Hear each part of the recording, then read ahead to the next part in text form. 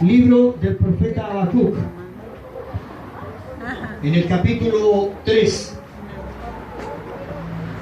Libro del profeta Habacuc, capítulo 3. Vamos a tomar del versículo 17 en adelante. Libro del profeta Habacuc, capítulo 3, del verso 17 en adelante. Amén.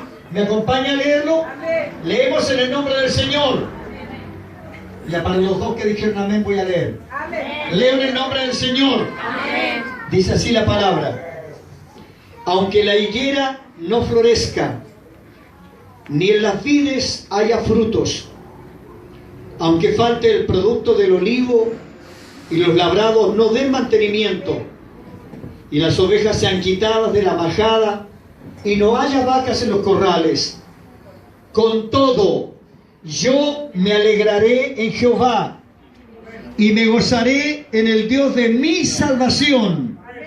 Jehová el Señor es mi fortaleza, el cual hace mis pies como de ciervas, y en mis alturas me hace andar.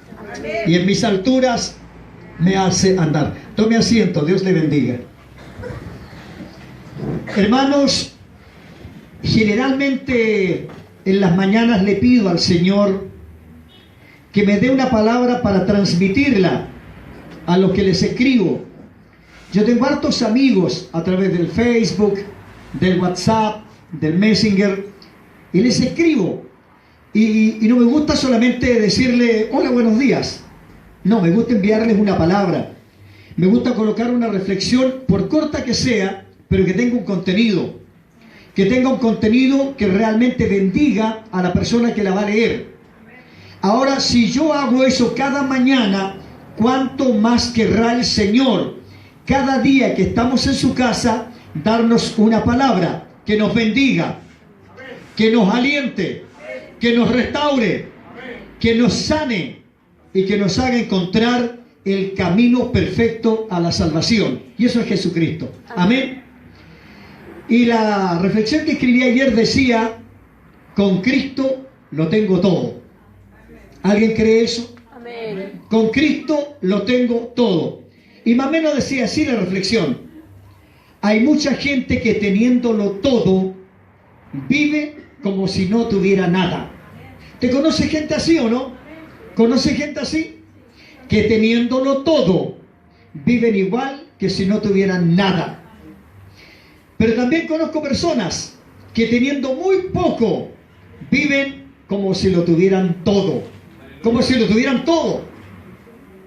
Una vez conversábamos con mi esposa y decíamos: hay hermanos de iglesias que tienen un pequeño sueldo, un sueldo muy pequeño. ¿Y cómo es que les alcanza para todo? Y hay otros que tienen un tremendo sueldo y no les alcanza para nada. ¿Será un tema de administración? ¿Qué será? Y yo he llegado a una conclusión: la fe con que actúa cada persona. La fe con que actúa cada persona. Porque hay personas que teniendo muy poco, ¿sabe de qué se aferran? Solamente de lo que cantaba delante nuestro hermano Felipe, de la fidelidad de Dios. De la fidelidad de Dios. ¿Sabe? Cuando uno aprende a vivir en la fidelidad del Señor, cuando uno aprende a vivir en eso que se llama fe, ¿cómo cambian las cosas? ¿Cómo cambian las cosas? Porque puede ser que en un momento se haya perdido todo. Pero sin embargo, la fe en el Señor nos hace vivir como si no se haya perdido nada. Como si no se hubiese perdido nada. ¿Cuántos de ustedes han leído y han profundizado en la historia de Job? Tremendo, ¿eh? Tremenda ver la historia de Job. El hombre más rico del Oriente. Dice la Biblia que no había otro más rico que él. No había nadie que tuviera mayores posesiones que él. Pero ¿cómo es que en un solo día, lo pierde todo, pero absolutamente todo, incluso hasta los hijos? Ahora, no voy a hablar de Job precisamente, solo quiero tomarlo como colación y decirle cuál fue la expresión de Job cuando lo perdió todo? Porque aquí hay dos tipos de personas. Están las personas que viven por lo que tienen y las personas que viven por lo que Dios les da. Amén. Y entonces vamos a tratar de ubicarnos en el lugar. ¿Dónde estamos? ¿Estamos en los que viven por lo que tienen o en los que viven por lo que Dios les da? Resulta que Job, a pesar de ser un hombre tan hacendado, un hombre con tantas posesiones, él no vivía por lo que tenía, a pesar de que ni siquiera tenía un concepto muy claro de Dios, a pesar de que ni siquiera Job tenía tan claro cómo era el tema de Dios, pero él amaba a Dios, pero lo amaba por lo que había oído. ¿Me entienden lo que digo? Lo amaba por lo que había oído, lo amaba por lo que le habían contado. Pero ¿qué es lo que Dios quería? Que tuviera una experiencia personal, que tuviera una experiencia personal para que luego cuando hablara de lo que él había vivido. Gloria al Señor. Es muy distinto, hermano, es muy distinto cuando yo hablo de lo que me contaron a cuando yo hablo de lo que he vivido. Por eso es que la Biblia dice que a los que aman a Dios, todas las cosas le ayudan a bien. Amén. Todas las cosas le ayudan a bien. Pero luego agrega, esto es a los que conforme a su propósito son llamados. Amén. A los que conforme a su propósito son llamados. Job estaba en un propósito de Dios. ¿Cuántos de los que estamos aquí en la sala tienen claros que fueron llamados por el Señor con un propósito? Amén. Porque eso es importante, saber si fui llamado con un propósito o simplemente estoy en la iglesia porque me gusta venir a la iglesia. Entonces, Job fue llamado con un propósito de Dios. Y como Dios tenía un plan para él, lo hizo pasar por una situación muy difícil, muy complicada. Hermanos, yo creo que nadie quisiera pasar por la situación que pasó Job. Perderlo todo, absolutamente todo. Y que más encima su propia esposa le dijera, yo en tu lugar maldigo a Dios y me muero. Claro, ¿por qué no maldices a Dios y te mueres mejor? Hermano, escuchar esa expresión de la persona que usted espera tener el mayor apoyo, el mayor respaldo, ya es una tragedia total. Es una tragedia total. Pero sin embargo, ¿cuál es la expresión de Job? Desnudo salí del vientre de mi madre. ¿Amén? Amén. ¿Y cómo volvería? Desnudo volveré. Y nos colocarán un trajecito, una corbatita para vernos un poco más elegantes a los varones. A las damas le darán una maquilladita para que se vaya bonita igual. Pero no se va a llevar nada. No nos vamos a llevar nada. Amén. Y entonces, ¿cuál es el afán de repente de aferrarnos tanto a las cosas materiales y trabajar incluso el horario hasta que le pertenece al Señor? Lo trabajamos si sabemos que al final de cuentas no nos vamos a llevar nada. No nos vamos a llevar nada. Hermano querido, Job expresó eso. Y cuando lo perdió todo, cualquiera pudiera pensar, este hombre se va a morir, este hombre se va a pegar un balazo, este hombre se aniquila solo, se suicida. Y él dice, hermano querido, desnudo salí del vientre de mi madre y desnudo volveré. Pero la expresión siguiente me impacta. El Señor dio. Amén. Y el Señor quitó. Sea el nombre del Señor bendito.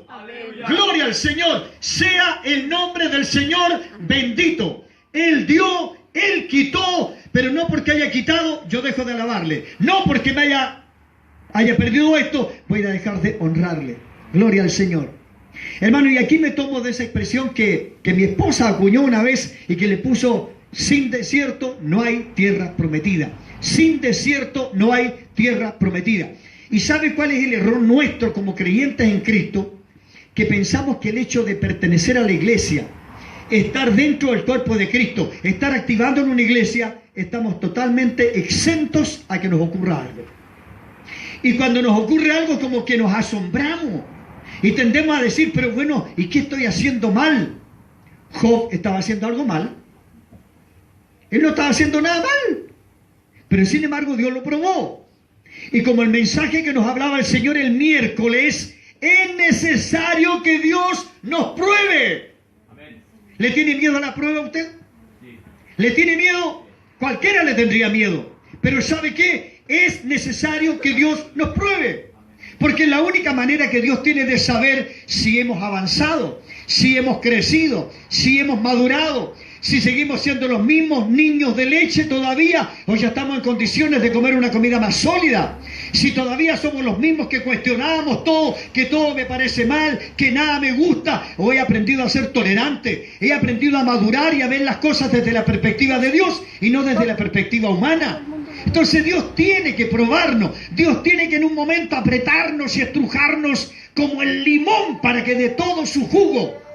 Oiga, si el limón hablara, ¿qué diría? Oye, córtala. Y sin embargo, cuando Job estaba siendo exprimido por el Señor, estrujado por Dios, él decía: Jehová dio, Jehová quitó, sea el nombre de Jehová bendito. Aleluya. Gloria al Señor, sea el nombre de Jehová bendito. Sin embargo, a muchos, cuando nos falta algo, se nos cae la cara. Cuando nos falta algo, se nos demuda el rostro. Cuando nos falta algo, como que decimos: no, Dios no está, Dios no me escucha, parece que Dios ya no me ama. Dios nos ama todos los días de la vida. Todos los días de la vida Dios nos ama. ¿Sabe cuándo yo podría pensar que Dios no me ama? Se me cortara la llave del aire un día. Pero todos los días la tenemos. Hoy día tenemos un sol radiante, un día espectacular, porque Dios nos ama, porque la fidelidad de Dios es grande, hermano. Ahora piensen esto: el pueblo de Israel estuvo 430 años esclavo. 430 años esclavo. Hermano, ¿no hubiera sido bueno que Dios hubiera sacado a ese pueblo y lo hubiera al otro día puesto en la tierra prometida al tiro? ¿No hubiese sido mejor? Sido un pueblo herido, es un pueblo que viene dolido, es un pueblo que viene con heridas por dentro. Entonces yo creo, lo mejor pudiera haber sido que Dios los saca y al otro día los tiene al tiro en la tierra prometida. Pero sin embargo les dice que cruzarán un desierto. Amén. ¿Qué tenían que cruzar? Un desierto. ¿Qué tenían que cruzar? Un desierto. Un desierto para llegar a la tierra prometida. ¿Y ese desierto lo cruzarían en cuántos días? En 40 días cruzarían el desierto. Estamos hablando más de un mes, hermano, más de un mes. ¿Se imagina usted cuando una persona está sin trabajo y está lleno de deudas, lleno de problemas? Ora al Señor: Señor, dame un trabajo. Y va a haber un trabajo y le dicen: sí, yo lo contrato en un mes más. ¿Qué diría usted? Bueno, ¿Dios me bendijo o qué? Pues sí, claro, me abre la puerta a trabajo, pero es en un mes más. Es en un mes más.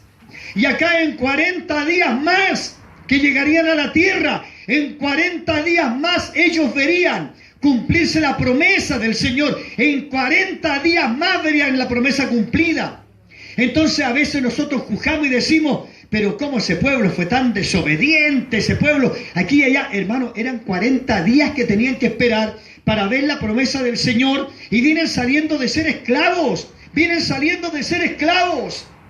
Entonces, yo no digo con razón, pero de alguna manera trato de entenderlo. ¿Por qué? Por el camino se fueron desencantando, se fueron desilusionando, se fueron decepcionando, porque cada cosa que les pasó en el desierto era terrible. ¿Sabe que Nehemías habla en el capítulo 9 y habla de cómo era el desierto? Dice que era un desierto terrible. Usted sabe, cuando la palabra dice terrible, ¿a qué se refiere? Es una situación insoportable. Era un desierto insoportable. Yo he tenido la posibilidad de estar en el desierto, en Calama, ya en la parte desértica, pero en el desierto mismo, hermano, en el día el calor no se soporta, pero en la noche el frío también es insoportable. Es insoportable el frío. Ahora la soledad. Imagínese usted en pleno desierto. Yo una vez jocosamente dije: si usted quiere ver algo verde, tendría que haber un accidente para que llegue un carabinero. La única cosa verde que podría ver usted. Pero es desierto, soledad absoluta, soledad absoluta. ¿Qué provoca la soledad? La soledad provoca pena, provoca amargura, provoca esa sensación de que nada es bueno. Entonces puede ahora ir más o menos pensando por qué el pueblo de Israel actuó de esa forma. Yo no lo estoy justificando, no estoy diciendo que actuaron bien, pero me pongo en el lugar de que a mí me den la posibilidad de ver algo mejor después de 430 años sufriendo, pero es a 40 días. Mire, será algo más fácil todavía. Usted se acerca a una persona que tiene dinero y le dice: hermano, tengo un problema serio, ¿usted me puede ayudar? Sí, por supuesto. Necesito 1.000.000 de pesos para solucionar mi problema. Tome, aquí los tiene, pero puede cambiar este cheque en 30 días más. O sea, en el fondo es como que no le hubieran hecho ningún favor, porque en 30 días más usted puede hacer plata ese cheque que le prestaron. Entonces, no sé si se pone un poquito en el escenario de los que salieron de Egipto. Repito, no los estoy justificando, pero aquí lo que tendría que haber actuado fuertemente era la fe. La fe. No lo tengo, pero lo tengo. Llamar las cosas que no son como si fueran. No lo veo, pero lo creo. Amén. Amén. Tendría que haber sido de esa forma. Amén. Gloria al Señor. Amén. Hermano, y cuando ellos van por el desierto comienzan a aparecer los problemas. Primer gran problema. Tienen el Mar Rojo por delante. Los egipcios vienen detrás persiguiéndolo y a ambos lados tienen colina y ellos tienen que cruzar. Ahora, ¿quién se lleva todo el peso de esto? Moisés. Él es el líder. Él es el líder.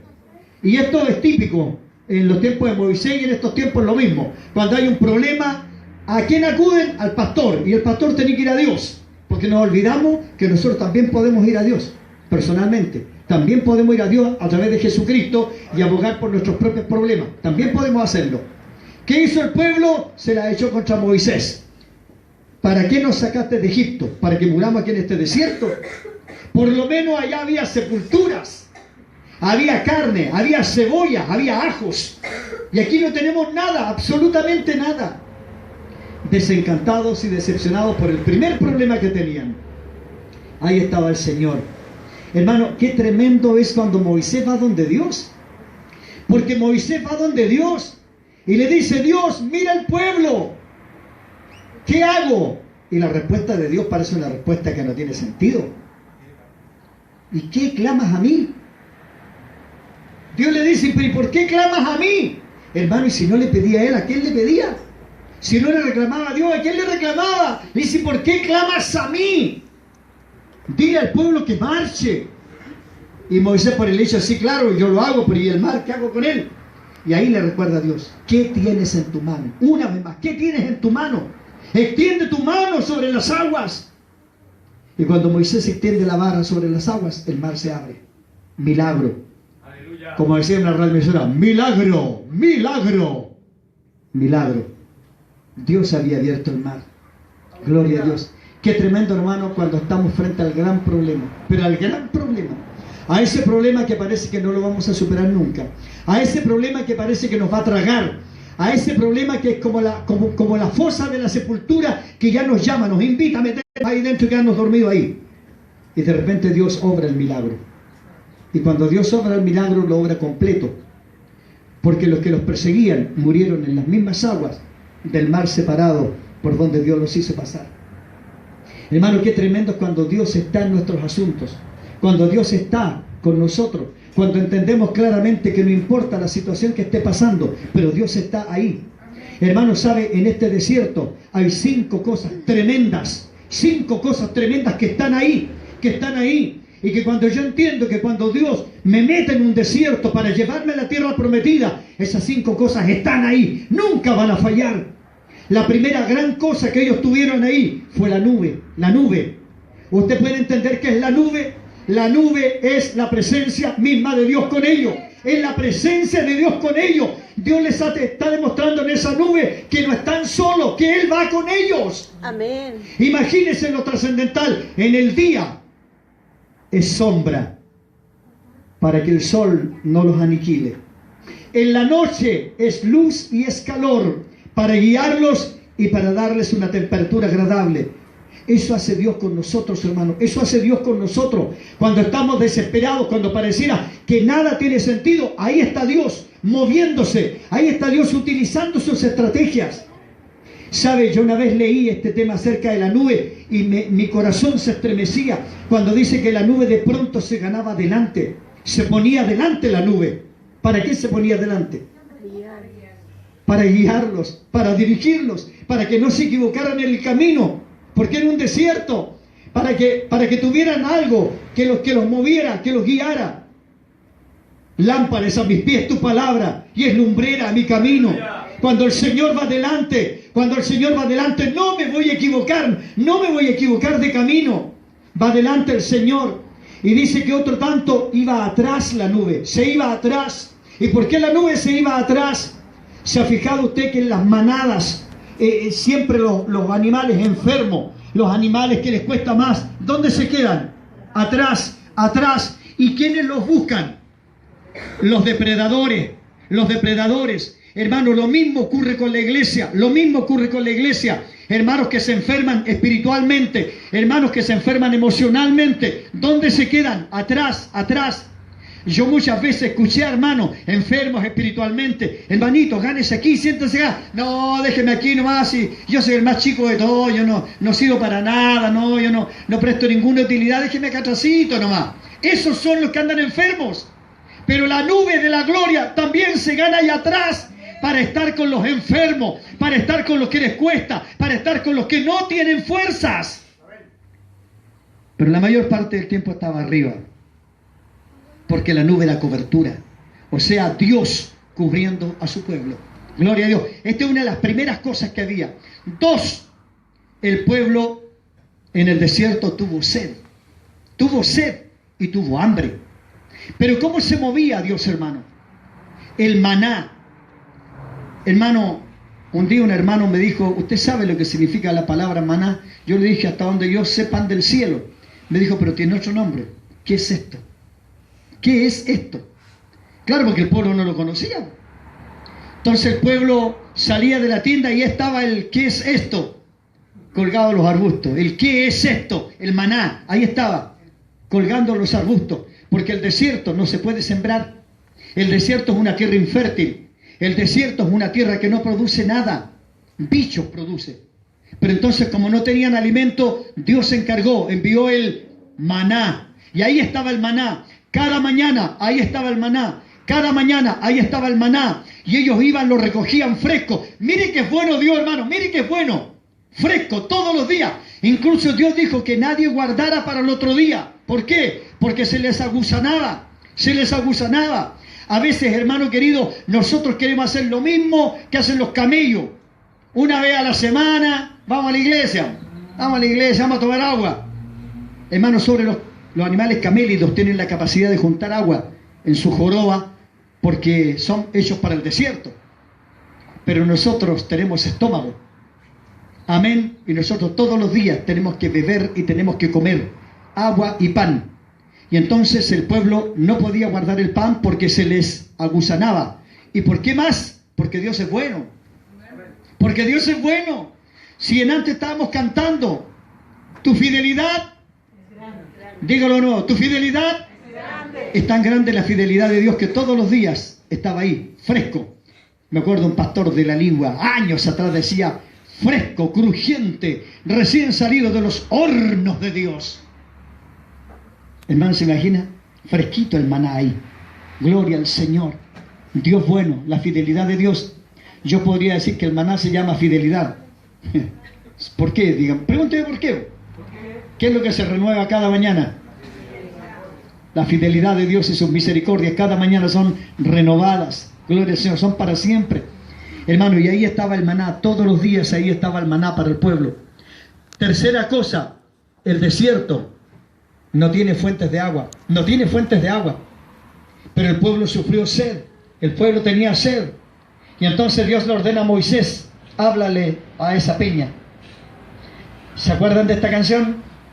Cristo es la peña de Oreb que está brotando, agua de vida saludable para mí. Cristo es la peña de Oreb que está brotando, agua de vida saludable para mí. Ven a beberla, que es más dulce que la miel, refresca el alma, satisface todo ser. Cristo es la peña de Oreb que está brotando, agua de vida saludable para mí. ¿Alguien tiene sed ahora? ¿Alguien tiene sed? Cristo es la peña. de Oreb que está brotando. Y le dice Dios, ve y háblale a la peña, y de la peña saldrá agua. Jesús dijo, ¿alguno tiene sed? Venga a mí y beba. Aleluya. ¿Alguien tiene sed? Venga a mí y beba. Y el que bebiere del agua que yo le daré, nunca más tendrá sed. Gloria al Señor. Es agua de vida la que nos ofrece el Señor. Qué tremendo, hermano, qué tremendo. El agua, símbolo también del Espíritu Santo ahí. El maná, símbolo de la provisión de Dios en pleno desierto, Hermano, ¿se imagina? Lo voy a poner en este plano. ¿Se imagina que en estos tiempos actuara Dios con nosotros igual como lo hizo en esos tiempos? Quiebran los malls, quiebran las tiendas. ¿Por qué? 40 años. Y la vestidura que llevaban no se les gastó. 40 años. Y en estos tiempos, todos los domingos hay que llevar una piocha nueva. Y los malls ganan con nosotros. 40 años y las vestiduras no se les gastaron. 40 años. Yo a veces digo, estos zapatos ya tienen como 5 años y están pero impecables todavía. 5 años. No creo que me duren 40. Y las sandalias de ellos 40 años en el desierto y no se les desgastaron. Pero es que cada cosa de esta tiene un símbolo. Y resulta que las vestiduras que ellos llevaran representan la cobertura de Dios. La cobertura de Dios. Hermano, la cobertura de Dios no se gasta. La cobertura de Dios no se termina. La cobertura de Dios no es algo que tenga un límite. La cobertura de Dios no es algo que usted la tiene hoy y mañana tiene que renovarla. No, la cobertura de Dios está siempre, siempre. Y el calzado simboliza el Evangelio de Cristo, el Evangelio que es la palabra. El Evangelio que está sustentado en la palabra. Por eso el Señor dijo, pasará el cielo, pasará la tierra, pero mis palabras no pasarán. Gloria al Señor. Hermano, todo esto que le conté es una simbología espiritual. Una simbología espiritual.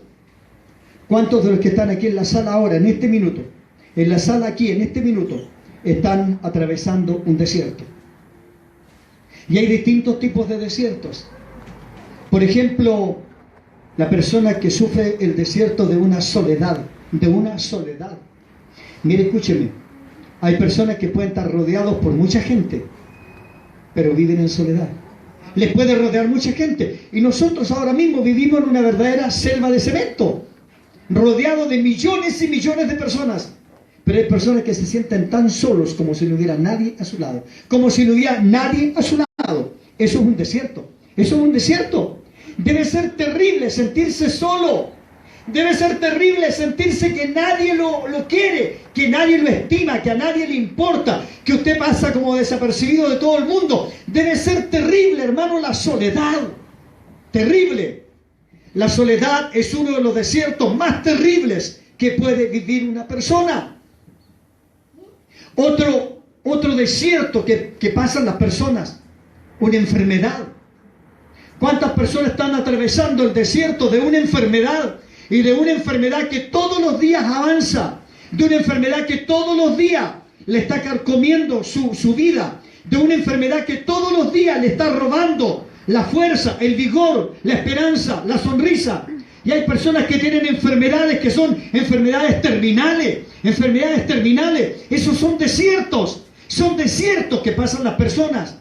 Sin desierto no hay tierra prometida. Vivir un desierto en la parte económica, hermano. Alguien podría decirme, pastor, ¿sabe que lo económico es secundario? A ver, pongamos los pies en el piso, parémonos bien y el dinero es necesario. No hace la felicidad.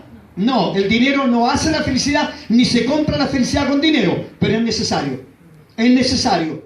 Porque tenemos compromisos, porque tenemos hijos, porque tenemos nietos, porque tenemos un cuerpo que vestir y que alimentar. El dinero es necesario. Pero qué terrible es cuando se cruza el amargo desierto de despertar y no tener un peso en los bolsillos, tener un compromiso encima y no tener una moneda de donde sacar para suplir aquello. Eso también es un desierto. Y hay personas que no viven desierto solo un mes, los viven años, años pasando por el desierto, años en que lo pierden todo, porque sabe, nos guste o no nos guste, cuando la necesidad entra por la puerta, el amor se va por la ventana. El amor se va por la ventana. A veces decimos, no sé, de alguna manera nos arreglamos, pero es la dueña de casa la que cocina. Y no va a cocinar 3 glorias a Dios y un aleluya. Por eso, cuando uno empieza a entender bien esta parte, uno se da cuenta que está en un desierto. Y que el único que lo puede sacar del desierto es el Señor. El único es el Señor. Amén. Y qué triste es cuando se pasa el desierto económico. Yo se lo digo, yo lo viví, hermano. Yo lo viví con mi familia, lo viví con mis hijos. Y es terrible cuando usted tiene que tostar pan de 2, 3 días atrás para poder comerse un pedazo de pan. Es terrible. Tomarse un té sin azúcar o quemar. Mire, yo me acuerdo cuando existía el azúcar en pan, no sé si todavía existe. Ya hacíamos una cosita de alambre, lo torcíamos y ahí colocábamos un cuadrito de azúcar que se quemara un poco y ese era el té, ese era el café. Porque no había. Pero tuve que entender de que era un trato de Dios. Que Dios no quería que yo pasara toda mi vida de esa forma, pero tenía que entender de que Dios es fiel, que Dios es bueno. Y si yo aceptaba el trato, entendía el trato, Dios cambiaría la realidad de las cosas. Todas las pruebas que uno pasa son tratos de Dios, hermano. Son los tratos de Dios. Cómo Dios va formándonos, moldeándonos el carácter, moldeando nuestras actitudes, moldeando nuestra vida, haciéndonos entender que las cosas son a la manera de Dios y no a la manera nuestra. Y Dios tiene que hacerlo de esa forma. El desierto de llevar una amargura arraigada durante gran parte de su vida. Hermano, ese sí que es un desierto terrible. Cargar con una amargura que se le arraiga en el alma. Y que día tras día le hace la vida amarga, le hace amargo el paladar. ¿Por qué cree usted que el libro de Hebreos, capítulo 12, verso 15, dice, mirad bien, no sea que alguno deje de alcanzar la gracia de Dios, que brotando alguna raíz de amargura os estorbe y por ella muchos sean contaminados? Es terrible, hermanos, pasar la vida con una amargura arraigada, con una amargura en el alma, con una amargura en el corazón. Es terrible.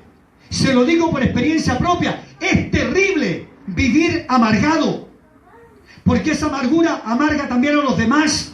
Esa amargura se traspasa a las generaciones que vienen. Y no es que uno se las traspase, se traspasan porque lamentablemente son espíritus que nos atacan. Y se vive de esa forma. ¿Usted sabe cómo una amargura puede aniquilar a una persona? Porque una amargura puede provocar una enfermedad física, una enfermedad mental.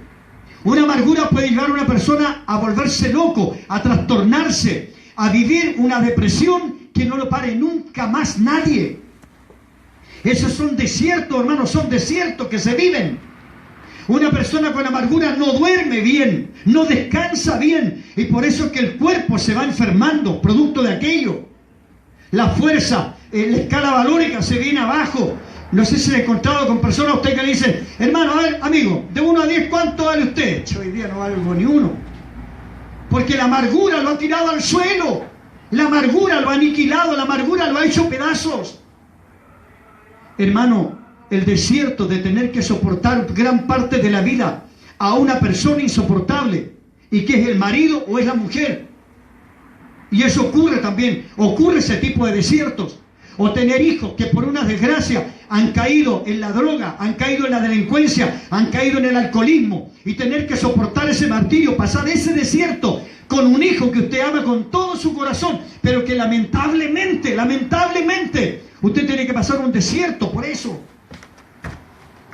Vivir el desierto de saber que tiene un hijo con un problema, cualquiera sea el problema, y usted tiene que luchar por eso, porque es su hijo y no lo va a dejar tirado. ¿Quién dejaría tirado a un hijo? Nadie, nadie. Pero tiene que sufrirlo, aquello, y lo arraiga en el alma.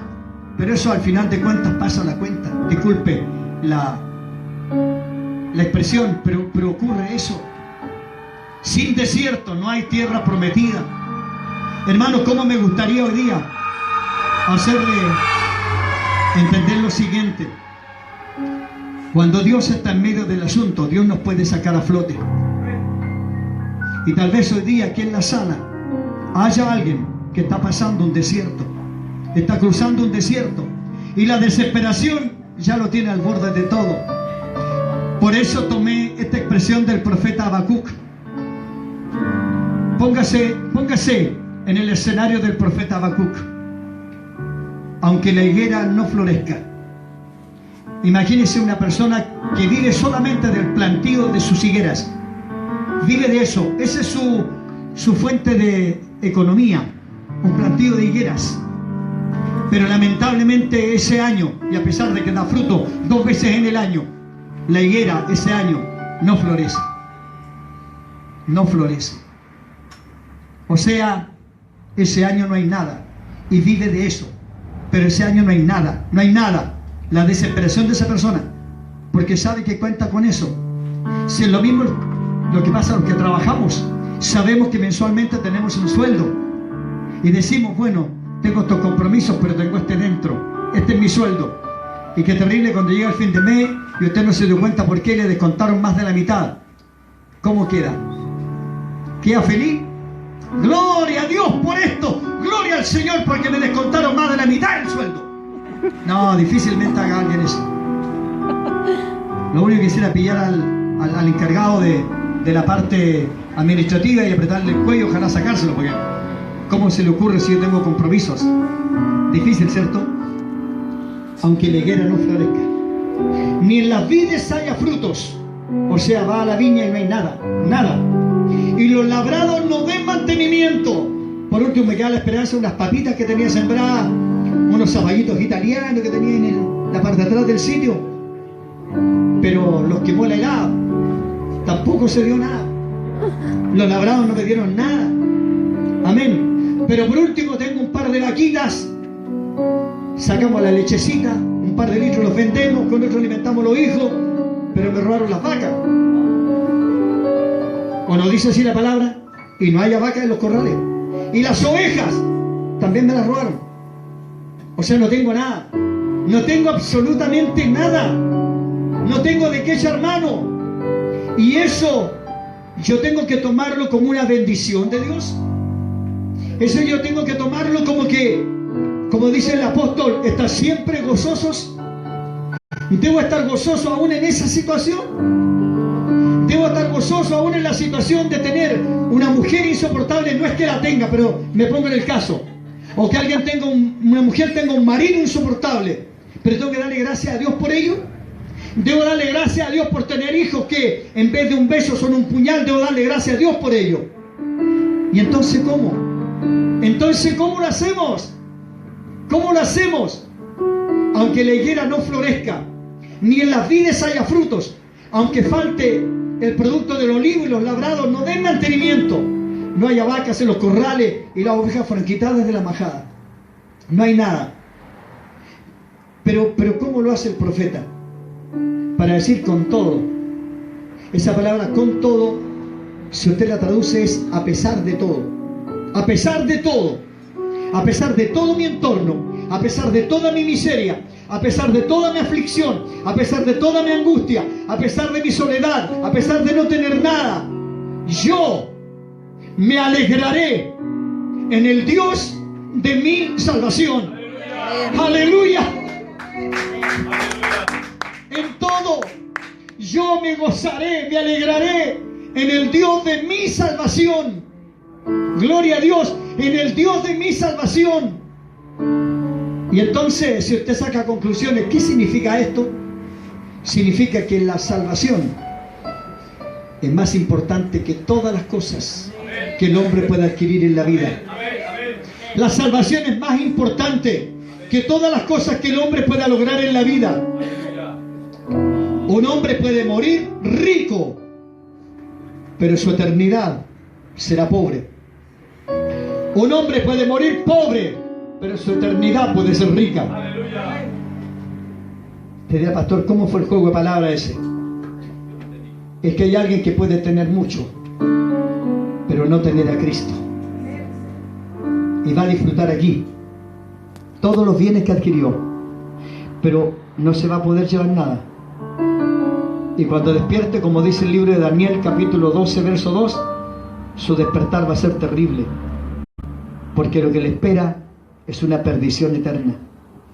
Sin embargo, los que estamos aquí en la sala, a lo mejor muchos de los que estamos aquí en la sala, muchas veces usted vive el día al 3 y al 4, con muy poco, incluso con muchas necesidades, pero a pesar de todo eso usted ama a Dios y usted adora a Dios, y a pesar de todo lo que le pasa, usted no le roba a Dios su adoración, no le roba a Dios su alabanza.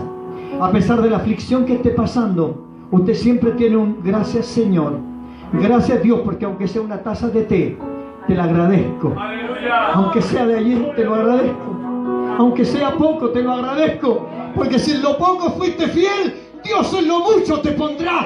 En lo mucho Dios te pondrá. Gloria a Dios.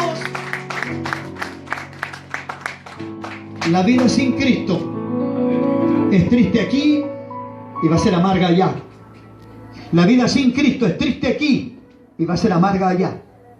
Pero el que tiene a Cristo, aunque sea en lo poco, va a ser feliz, porque tiene la esperanza que lo que viene es mucho más grande, es mucho mayor, es mucho mayor. Hermano, lo que viene es mayor, lo que viene es mayor. La gloria postrera de Dios es mayor. Preparémonos. Preparémonos para lo que viene. Preparémonos para lo que Dios tiene para nosotros. Una vida eterna con Cristo el Señor. Una vida eterna con Cristo el Señor. Pero ¿cuántos hoy día están tristes porque están pasando un problema? Están pasando una situación amarga.